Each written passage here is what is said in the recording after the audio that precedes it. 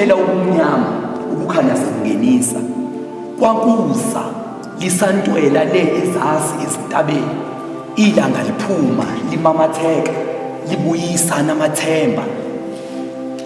Kuthiwa kepha uma kuphela ukukhanya ubumnyama kungenisa.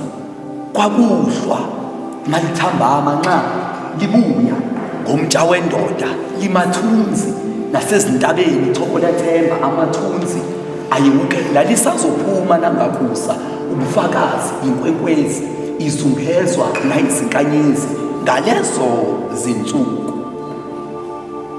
Kwakunomehluko phakathi kobumnyama nobukhanya, kepha kuthiwa ngalangalibe kwaye kwabamnyama indonga ilanga lashona, nawe ndoda emnyama la uyabona laphuma ilanga la bibitheka la khala izinyembezi ezifutha umlilo kwa qhuma intabamlilo esizweni sakini. Bona salibeletha ngiyafisa ukwazi ukuthi kaze uma kushona leli langa iyozala nkomoni ngalezi zinsuku awusekho umehluko phakathi kobumnyama nobukhanya.